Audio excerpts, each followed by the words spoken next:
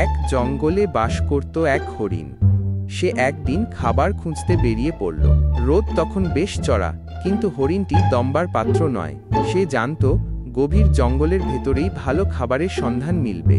তাই সে এক পা দুপা করে পরিচিত পথ ছেড়ে অচেনা এক গভীর জঙ্গলের দিকে এগিয়ে। কিছু দূর যেতেই সে এক শিকারীর সামনে পড়ল। শিকারী বলতে লাগলো, এই হরিণ, পালাবি না, পালাতে চেষ্টা করলে গুলি করে দেব। তার কণ্ঠস্বর ছিল কর্কশ আর দৃঢ়। হরিণটি ভয়ে কাঁপছিল, তার সমস্ত শরীর যেন অসাড় হয়ে গেছে।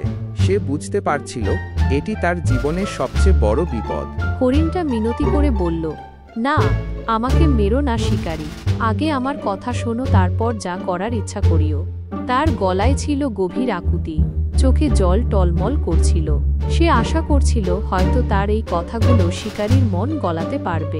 শিকারী বলল, কি বলবে, তাড়াতাড়ি বল। তার কণ্ঠে অধৈর্য স্পষ্ট। সে ততক্ষণে তার ধনুক নামিয়ে এনেছিল, তবে তার চোখ হরিণের ওপর থেকে সরায়নি। হরিণটি বুঝতে পারছিল তার হাতে বেশি সময় নেই।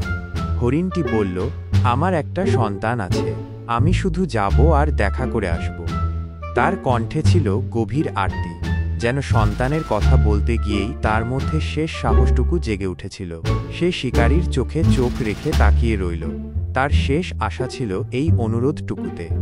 শিকারী বলল, তুমি ফিরে আসবে, তার কি নিশ্চয়তা আছে? এই হরিণটি বলতে লাগল, আমি আল্লাহকে সাক্ষী রেখে চলে যাচ্ছি, আমি না এলে আল্লাহ যেন আমার বিচার করেন। এই কথা শুনে শিকারীর মনে মায়া জন্মাল। সে বলল, যা, কিন্তু তাড়াতাড়ি আসবি। এখানে শিকারীর এই কথা শুনে হরিণ ছুটে গেল। শিকারীর অনুমতি পেয়ে হরিণ দ্রুততার সাথে সেখান থেকে চলে গেল। হরিণ এসে তার সন্তানকে বলল, আজ তোমার সাথে আমার শেষ দেখা, আর কোনো দিন দেখা হবে না। আমি শিকারীর কাছে ধরা পড়ে গেছি, আল্লাহকে সাক্ষী রেখে কিছু সময় চেয়ে নিয়েছি।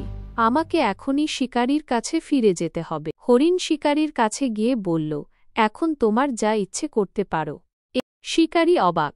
সে বলল, হরিণ, তুমি চলে যাও, তুমি আল্লাহকে সাক্ষী রেখে চলে গেলে, আবার ফিরে এলে। তুমি স্বীকার করলে আল্লাহ কোনো দিন ক্ষমা করবেন না, তুমি মুক্ত। বন্ধুরা, একটি ভিডিও তৈরি করতে আমাদের অনেক মেহনত করতে হয়। দয়া করে আপনাদের লাইক, কমেন্ট, সাবস্ক্রাইব করে আমাদের সহযোগিতা করবেন।